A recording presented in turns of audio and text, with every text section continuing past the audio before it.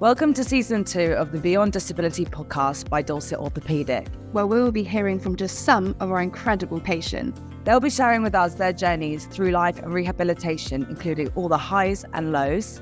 Make sure to click follow to never miss an episode, and enjoy!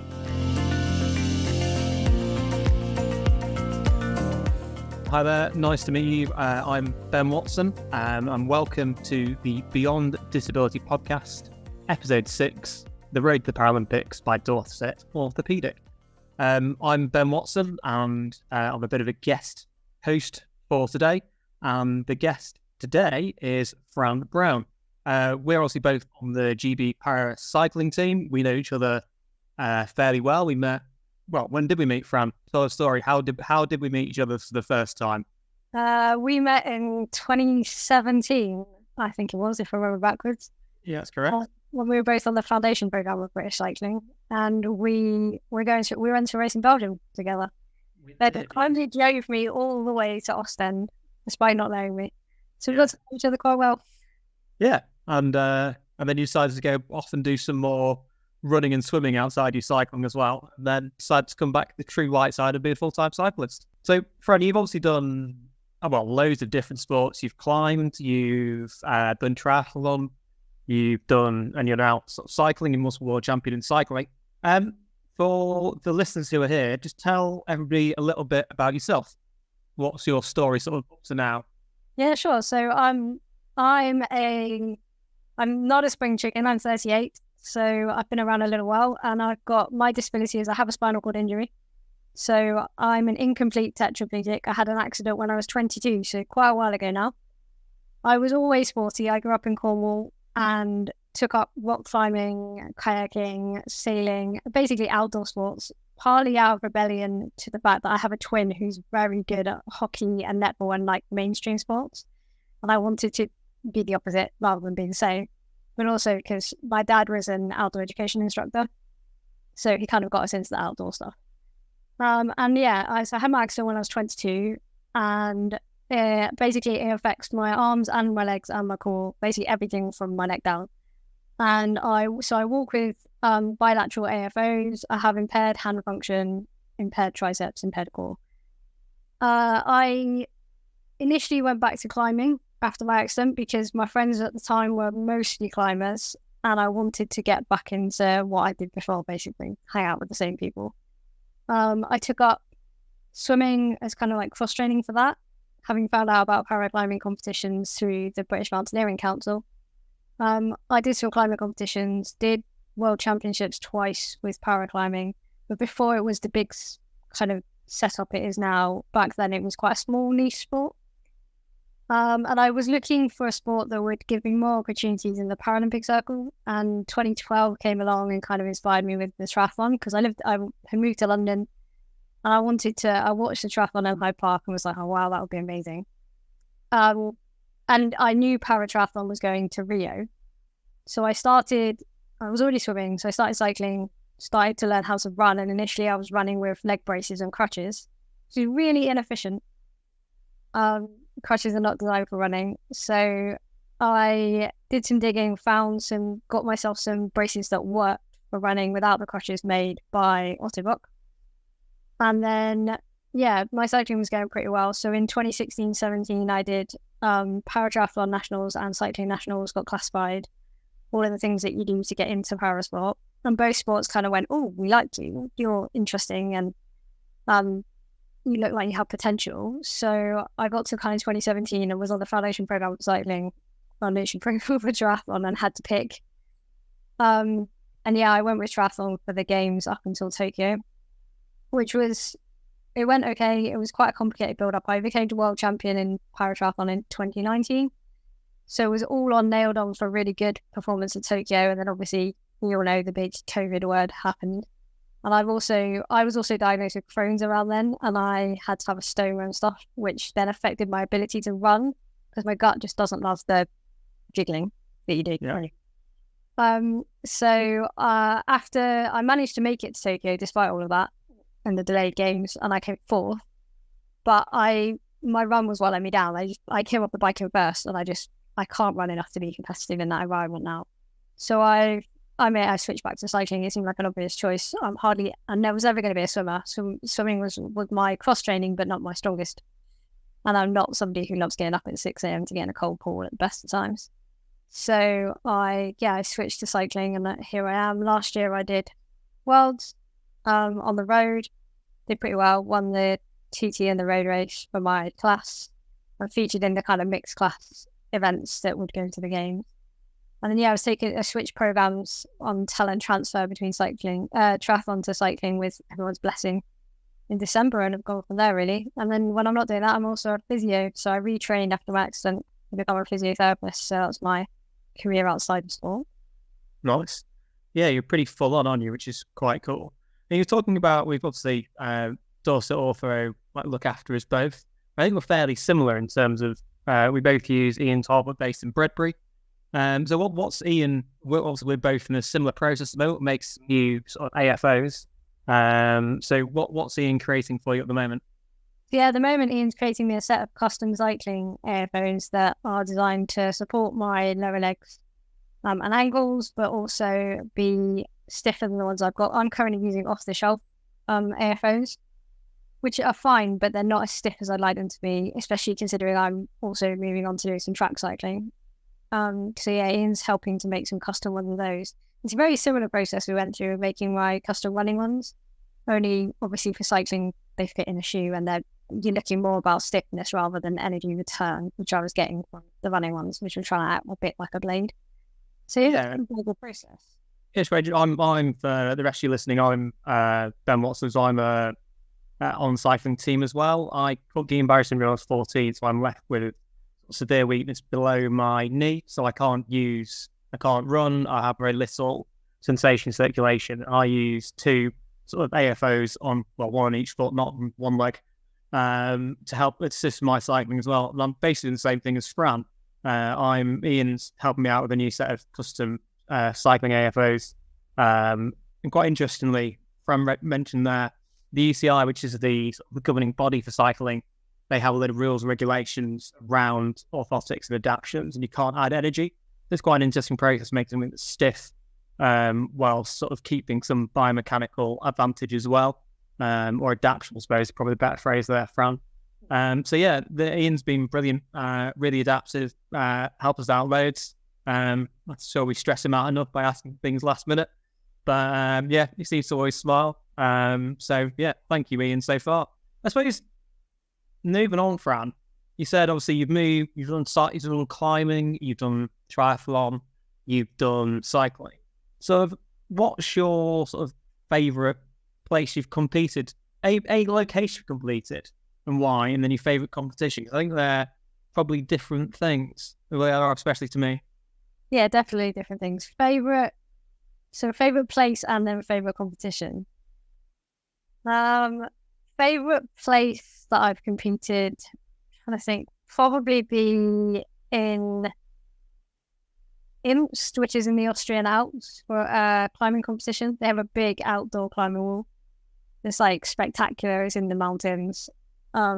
We had a para-climbing competition there, and I stayed a few days extra and did some actual real climbing there, or potentially actually Arco in the Italian Dolomites as well. Similarly, again, big outdoor climbing wall. Just spectacular locations, and then getting to compete in them was really cool. Favourite competition, I would say, would be Triathlon Europeans in 2017, which ironically was my first ever international with triathlon, just because it was in Kitzbühel. So again, you can kind of get a theme here. I like the mountains. Yeah. Don't blame me. I like riding up them.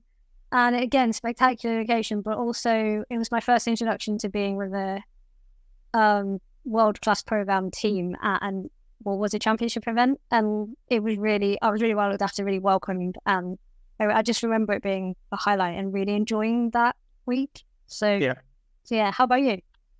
For me, favourite competition, like I'll say, I actually really enjoyed Tokyo, even with the even with all the COVID restrictions. I really liked it. For me, it was a really interesting course. South Africa in 2017 was my first World Champs. I was a guest rider, so Fran obviously met at a World Cup to get classified in Belgium in 2017.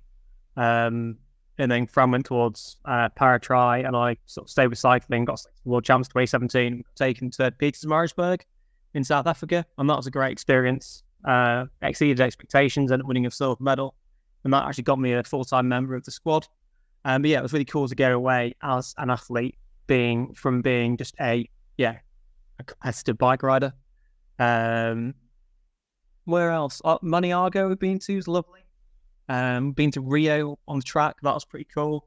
We get to go to some quite interesting places, and I think the squad as well has moved on a little bit from my strokes anyway, cycling wise. We're actually seeing slightly more things. I think it used to be like properly, okay, if you're not training, you should be having your feet up resting. So it's up to you to do what you want to do resting wise. But I know we were in Huntsville, Alabama, less than 2 or 3 weeks ago for the final World Cup of the season.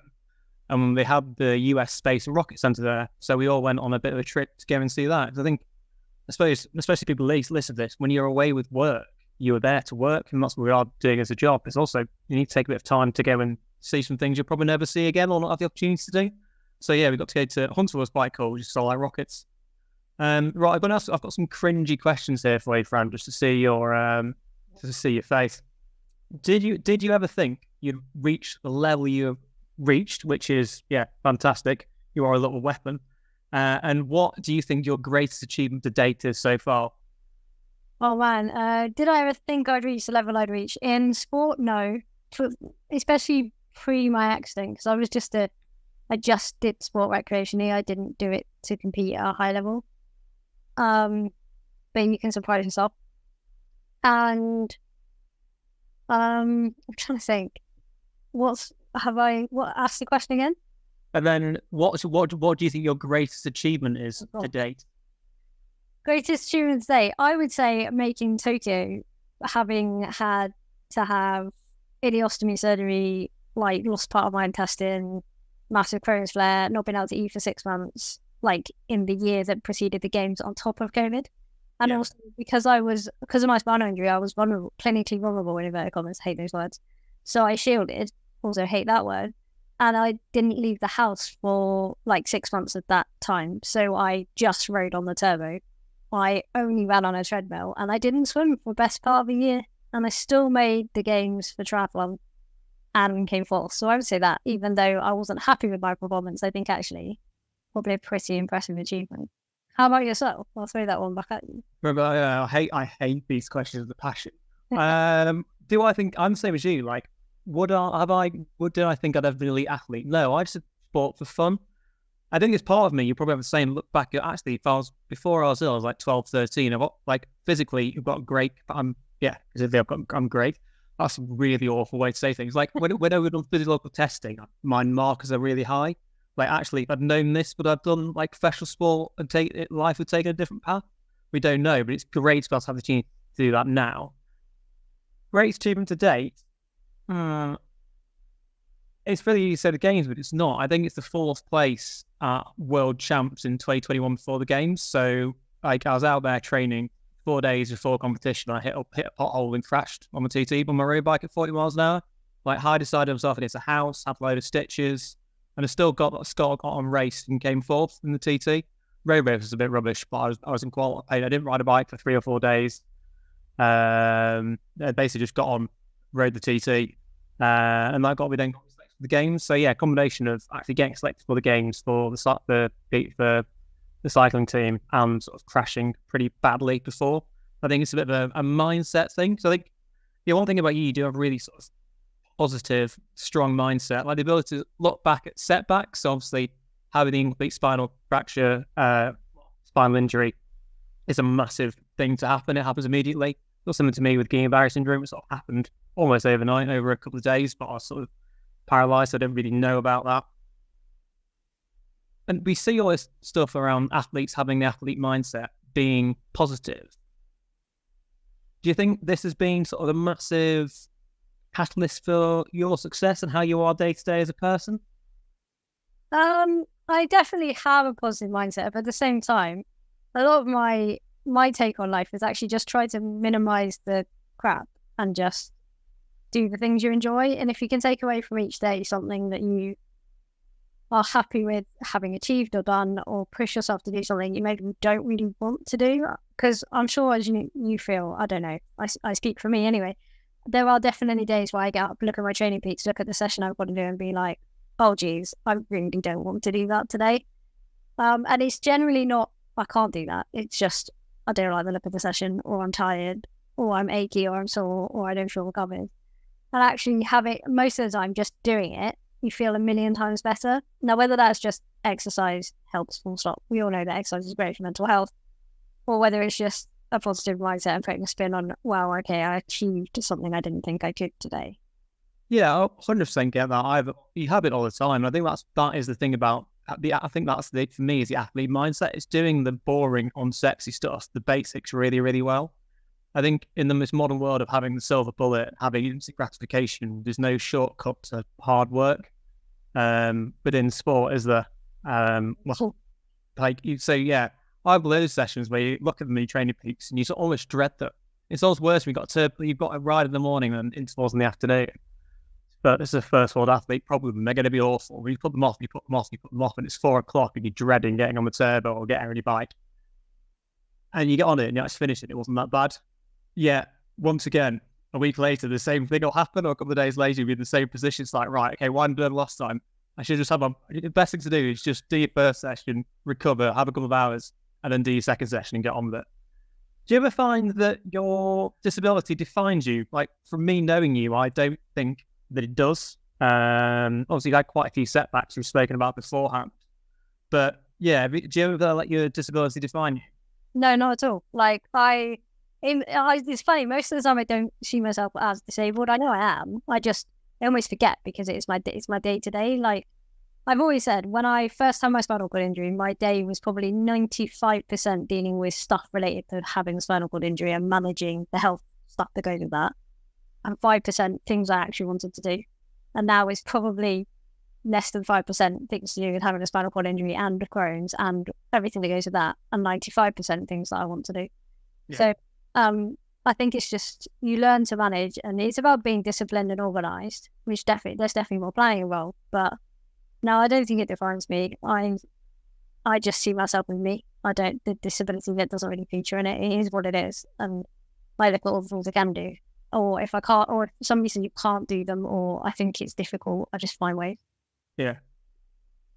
Yeah, I'd echo that. I'd always say, like, so I didn't get into parasport for ages. So when I did an ID, I was 27 back in 2016, 26, 27.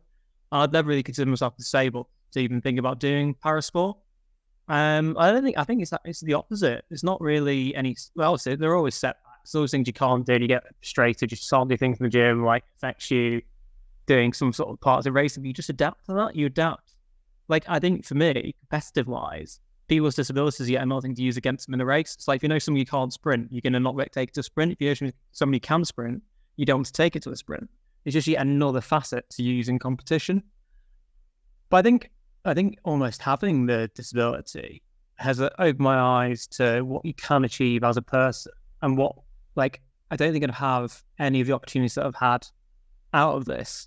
It's been incredibly, in the long term, like, yeah, at points it was pretty shit, but actually in the long term it's been quite good. I think it's so easy just to get caught, and you do it yourself. You get caught in the mold of just doing nothing. I just chill out from anything. But actually, then you realize, you know what? Actually, I get paid to race and ride my bike around the world with my mates, and I call it a job.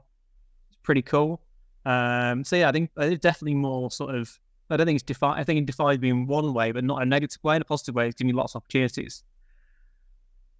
Would you say that you're determined, Fran? Yes. I would say yes. I'd say yes. I'd have said yes to that. If somebody says you can't, I do it. If somebody says you can, I do it. If I put my mind to doing something, it's probably going to happen unless, fate gets in the way. But yeah, I'd say I'm determined. But I think most athletes are determined because that's what forms part of the mindset of, I will get out of bed today and do this regardless how I feel, pretty much. Yeah, exactly. And also with everything else around, you have to adapt. You just sort of get into a zone of, right, I've got to do this. Also, if you don't do it, you feel worse yourself going, oh, right. And then you get on the turbo 8 night and do perhaps sessions. So you've just gone earlier and done it. Yeah. So okay. So far you've done Tokyo, which was I think a really interesting experience. So for me, looking in from our sort of sphere as athletes and looking in from outside, looking towards people, actually people would say that fourth place is the worst place to come. But actually, as you said, like it's a really like you couldn't run, you couldn't train, you couldn't swim. Like that has surely that, as you said, like that. Would you say that's the best performance you pulled out? Okay, the run was disappointing, but based on everything you've done, just being on that start line was the achievement in itself. It didn't go.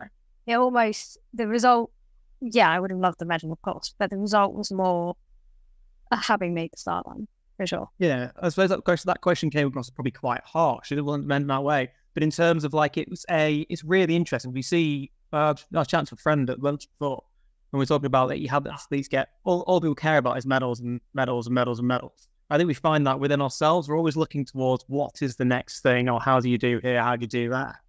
But I think a really big thing the gaze for positive mindset is around how you actually conduct yourself day in, day out.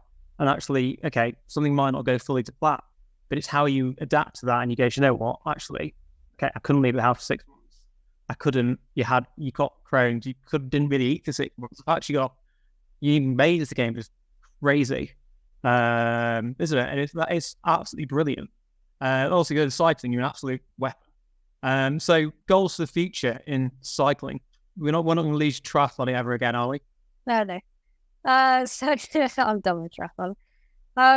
Cycling, obviously I'd really love to get selected for Paris. I'm starting riding on the track. Well, I'm already riding on the track, but I'm starting competing riding on the track. Hopefully this year at World. So see if I feature in the track selection as such. But my goals would be make Paris, and then hopefully medal at Paris, because not going to be satisfied with fourth again. And then bigger goals beyond that. I use my bike as a way, because walking for me is quite difficult. I walk with 2 crutches. I use my bike as a way of getting outside to places I now can't get to that you want to run or walk.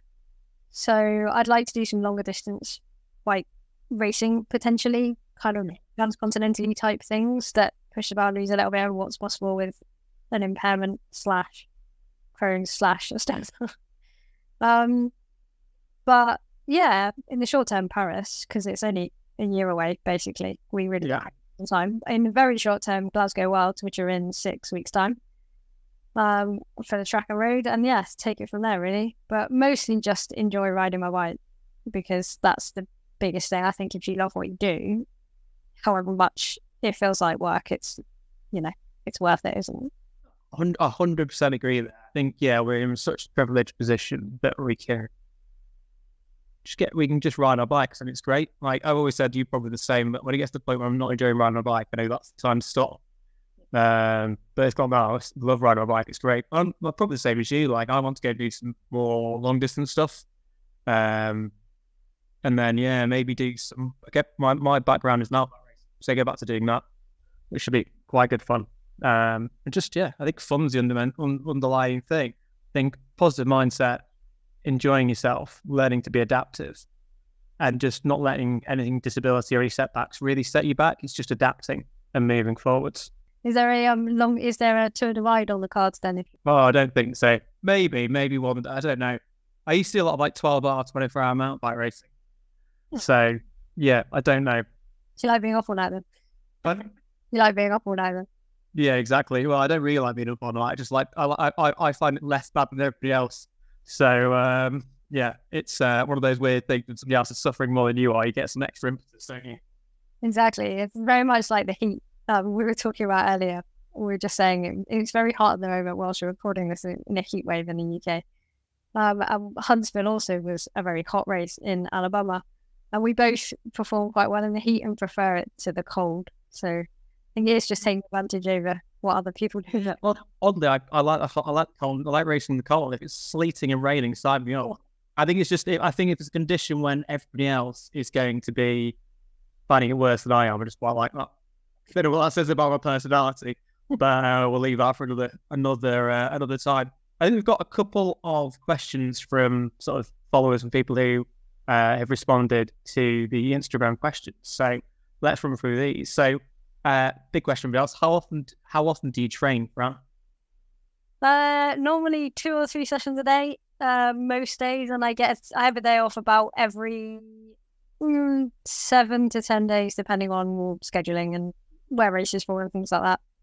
But yeah, normally either a long ride and gym or 2 ride sessions or a track session and a ride a day. Rarely, I'll only ever do 1 session on a day if I've got a race the next day or I'm doing a very long endurance ride. Otherwise, it's double days most days. Nice. Yeah, I'm a bit different to you. I like my long rides, so I tend to do probably 5 or 6 days a week, depending on how the block works. I do 3 days training, 1 day easy, 3 days training, 1 day off, and that's sort of like repeats for 4 to 5 weeks, and have a delayed week. And then I'm probably doing 20 hours a week, maybe. Then sort of like a good couple of 4 or 5 hour rides in a week around some intervals. And then through the winters and gym and some track. Less spotted Ben Watson on track. Potentially might be coming back in over winter, but watch this space. Another question we've had here is injuries when training. Have you ever had, obviously cycling sort of a bit like non-impact, also with the triathlon and with the volume, how do you find injuries? You ever had a serious injury? No, cycling, no, touch wood. Well, actually cycling, I had a crash last year before World Championships and dislocated my thumb. Yeah. Which I then had to surgically fix. But that wasn't during training. Triathlon, though, yes. You used to pick up niggles swimming from a shoulder perspective and then running from a knee and hip perspective, because running is very biomechanically poor for me. I say inefficient. Yeah. The right word. So I used to deal with that by the moment I got the start of a niggle, don't try and run through it, just offload it. Because the worst thing you can do if you've got a niggle is make it worse by doing more. As much as taking time off from one sport, it feels horrible. It's definitely worth it for then not having a long period out. But that was the value of having 3 sports almost, was actually that if one sport was bothering you, you could probably step in and do a little bit more riding or a little more swimming and offload whichever that affected part was. So whereas I think with cycling that's a little bit harder to do, but touch wood, I haven't had niggles as such like that cycling. Yeah, in terms of, for me, I'd managed to flare my knee up pretty badly in Mallorca ages ago, 2019, maybe 2019. And yeah, I ended up, not doing, as I said, not being a proper athlete. I wasn't doing the rehab and the prehab post and like doing stretching, keeping on top of it. Basically went from doing, short minute, 90-second efforts on the track for 3-4 months without a huge amount of base, and getting into trying to do back-to-back 6-hour rides in Mallorca. And I had a bit of the 20 knee. Well, I didn't stop and I pushed through it, and then I put myself off the bike for 3 weeks. So yeah, lesson learned there. Like, need to take care of yourself. You need to, especially like on the injury side. Other than that, there's a couple of crashes, and you just sort of, if you can train, can't you? Yeah, crashes are one of the facts of life as being a cyclist, one way or another. I think it's the niggles that you can avoid by take the time off when they start instead of making an extended period off. I think is definitely, and like you say, doing the prehab, doing your gym strength work, doing your stretching, all the things that feel a little bit boring but actually make a massive difference. You're injury free. I think as well, it's having the support of a world-class performance program as well. I know we're both based externally, but we have the access to physios, S&C, everything that really helps with that, keeping you in pretty good condition.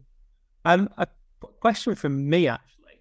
So for those guys who are probably new to sort of paracycling, the cyclists are arranged in categories, and there's 4 bike types. So you've got C for cycles, T for trikes, so they're people with sort of balance impairments.